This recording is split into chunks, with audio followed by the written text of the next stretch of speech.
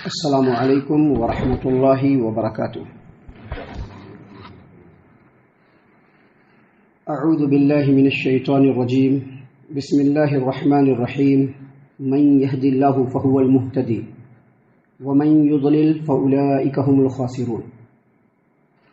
جس کو اللہ تبارک و تعالی ہدایت دے اصل میں وہی ہدایت پر ہے، اور جس کو اللہ تبارک و تعالی گمراہ کر دے وہی لوگ گھاٹا پانے والے ہیں۔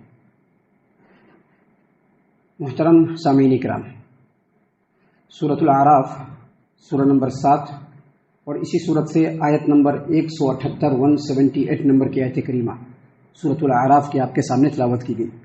آیت کریمہ کا ترجمہ بھی وضاحت کے ساتھ آپ کی خدمت میں پیش کیا گیا۔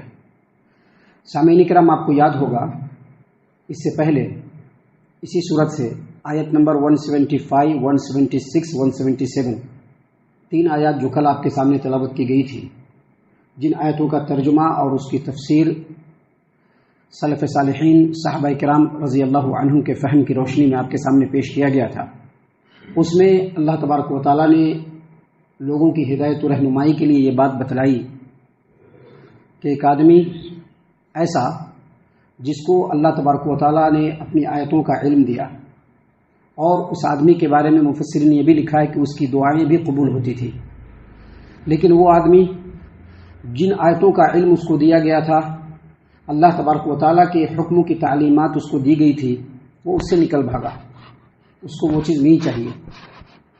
تو اللہ تبارک و تعالیٰ نے اس کے بارے میں فرمایا کہ اگر اللہ تبارک و تعالیٰ چاہتا، اگر وہ آدمی چاہتا اور اللہ تبارک و تعالیٰ کی اگر چاہت ہوتی تو انہی آیتوں کے علم کے ذریعے سے اللہ تبارک و تعالیٰ اس کو آسمانوں کی بلندی پہ پہنچا دیتا ہے، لیکن اس آدمی نے زمین کی طرف جھکنا ہی پسند کیا، یعنی دنیا کو پانا اس کے لیے زیادہ ضروری تھا۔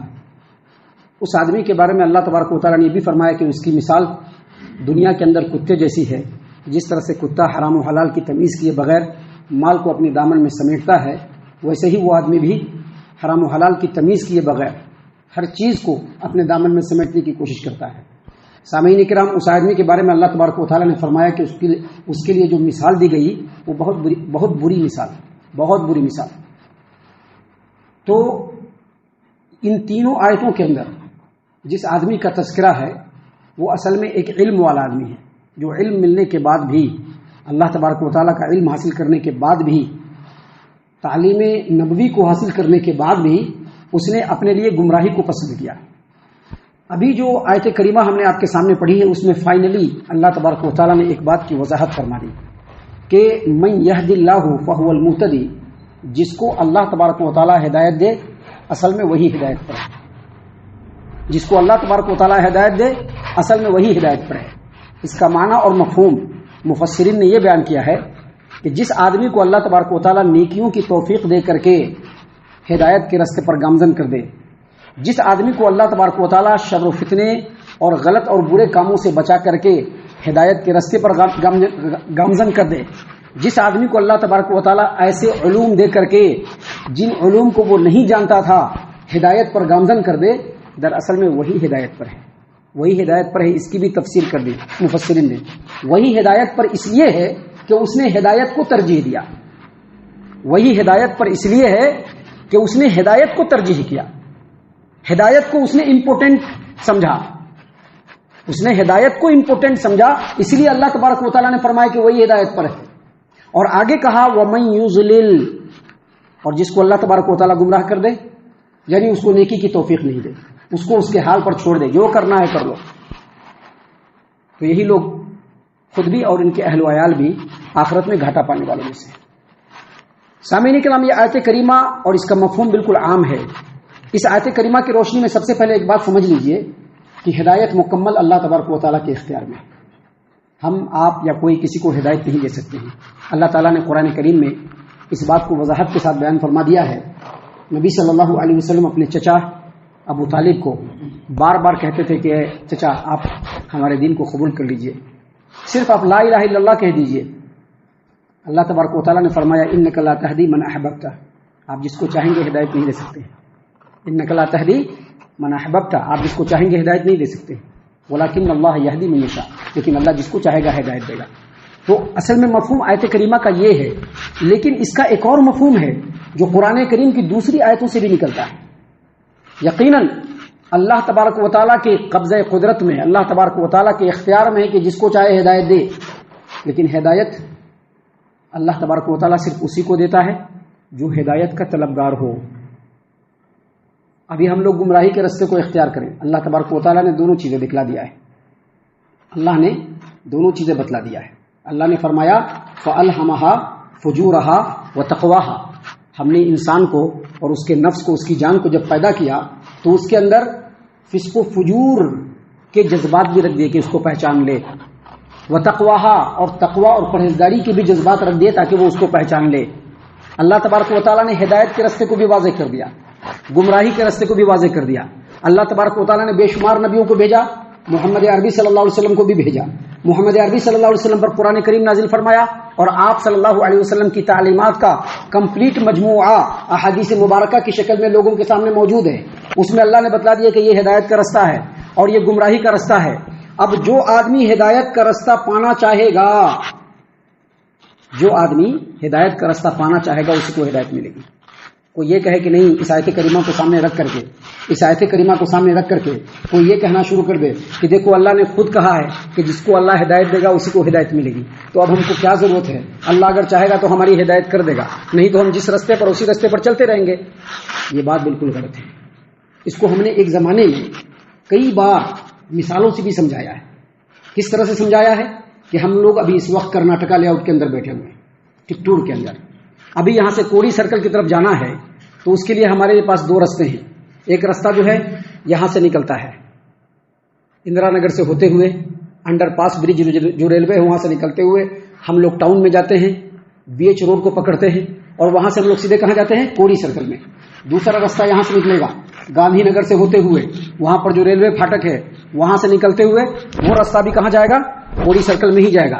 ہمیں یہ پتا چلے یہ جو رستہ ہے بہت ہی صاف ہے، بہت کلین ہے، کوئی پریشانی نہیں ہے، ہم لوگ ایک دم آسانی سے پہنچ جائیں گے۔ اور یہ پتا چلے گا کہ یہ رستہ جو ہے بہت خراب ہے، وہاں پر برج وغیرہ کا کام چل رہا ہے، جانے سے بہت ساری پریشانی ہو سکتی ہے۔ ہم اور آپ کون سا رستہ اختیار کریں گے؟ یہ والا رستہ ہی اختیار کریں گے نا، دوسرا رستہ تو اختیار نہیں کریں گے نا۔ یہی حال ہے ہدایت کا کہ اللہ نے بتلا دیا کہ اللہ تبارک و تعالیٰ کی اطاعت کے راستے پر جو چلے گا، نبی اکرم صلی اللہ علیہ وسلم کی تعلیمات کے مطابق جو چلے گا، اصل میں وہی ہدایت پر ہے۔ اسی کے لیے اللہ تبارک و تعالیٰ کی طرف سے رحمت بھی ہے، اسی کو اللہ تبارک و تعالیٰ اس کے عمل کے اوپر ثابت قدمی بھی دیتا ہے، اور وہی اس راستے پر چل کر کے دنیا میں بھی کامیابی اور سرخروئی حاصل کرے گا اور آخرت میں بھی کامیابی اور سرخروئی حاصل کرے گا۔ اور جو آدمی اللہ اور اس کے رسول کی اطاعت کو چھوڑ کر کے دنیا کے بتائے ہوئے راستے پر چلے گا، دنیا کے لوگوں کو فالو کرے گا، اپنے نفسانی خواہشات کو فالو کرے گا، شخصیت پرستی میں پڑے گا، فرقہ پرستی میں پڑے گا، ان لوگوں کے لیے ہدایت نہیں ہے۔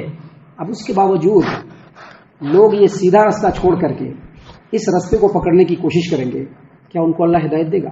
نہیں دے گا۔ اللہ نے قرآن کریم کے اندر اس چیز کو بڑی وضاحت کے ساتھ بیان فرمایا، والذین جاہدوا فینا لنہدینہم سبلنا، والذین جاہدوا فینا لنہدینہم سبلنا، جو ہدایت کا طلبگار ہوگا اسی کو ہدایت ملے گی۔ کوئی آدمی گھر میں بیٹھا رہ جائے، کوئی آدمی گھر میں بیٹھا رہ جائے اور یہ سمجھے کہ اس کے پاس روزی آ جائے گا، کیا روزی آئے گی؟ گھر میں بیٹھے رہنے سے روزی نہیں آئے گی۔ روزی پانے کے لیے آپ کو بازار میں جانا پڑے گا، وہاں جا کر کے کوشش کرنی پڑے گی، لوگوں کی طرح سے محنت کرنا پڑے گا، چند پیسے ہمارے پاس آ جائے اس کے لیے کمپلیٹ کوشش کرنی پڑے گی، تب جا کر کے روزی آئے گی۔ ایک آدمی ڈاکٹر بننا چاہتا ہے، اس کے دل میں چاہت ہوتی ہے تبھی وہ ڈاکٹر بنتا ہے۔ ایک آدمی انجینئر بننا چاہتا ہے، اس کے دل میں چاہت ہوتی ہے تبھی وہ انجینئر بنتا ہے۔ ایک آدمی اگر عالم دین بننا چاہتا ہے، اس کے دل کے اندر چاہت ہوگی تبھی وہ عالم دین بنے گا، وغیرہ نہیں بن سکتا ہے۔ یہی چیز ہے اس آیت کریمہ کا جو دوسرا رخ ہے، اس آیت کریمہ کے مفہوم کا۔ یقیناً ہدایت کا اختیار اللہ تبارک و تعالیٰ کے پاس ہے، یقیناً جس کو اللہ گمراہ کر دے اس کو کہیں سے کوئی ہدایت نہیں ملے گی۔ لیکن اگر ہدایت پانا ہے تو ہمیں ہدایت کی پہلے کوشش کرنی پڑے گی، تبھی جا کر کے ہدایت ملے گی۔ اگر کوشش نہیں کریں گے، اللہ نے انہی لوگوں کے بارے میں فرمایا کہ جس کے بارے میں اللہ تبارک و تعالیٰ ہدایت کا رستہ آسان کر دے، فَهُوَ الْمُهْتَدِي، وہی ہدایت پر ہے، وَمَن يُضْلِلْ، اور جس کو اللہ تبارک و تعالیٰ گمراہ کر دے فاولئک هم الخاسرون، تو یہی وہ لوگ ہیں جو دنیا میں بھی گھاٹا پانے والے ہیں اور آخرت میں بھی گھاٹا پانے والے ہیں۔ ہم اللہ سے دعا کرتے ہیں کہ اللہ تعالیٰ ہم تمام کو ان تمام باتوں کے اوپر خوب غور و فکر اور تدبر کرنے کے ساتھ ساتھ ان باتوں کے اوپر عمل کرنے کی بھی توفیق عنایت فرمائے، آمین۔ اللہ تعالیٰ ہم تمام کو صحیح معنوں میں پکا سچا مومن مسلمان بنائے، اللہ اور اس کے رسول صلی اللہ علیہ وسلم کی اطاعت و فرما برداری کرنے والا بنائے، صحابہ کرام رضی اللہ عنہم کے طریقے پر چلنے والا بنائے، جنت الفردوس میں جگہ عطا فرمائے۔ اے اللہ ہم تمام کو جہنم سے پناہ دے، اے رب العالمین ہم تمام کو جہنم سے پناہ دے، اے مالک الملک ہم تمام کو جہنم سے پناہ دے، آمین یا رب العالمین وما علینا الا البلاغ المبین۔ تبارك الذي نزل الفرقان على عبده ليكون للعالمين نذيرا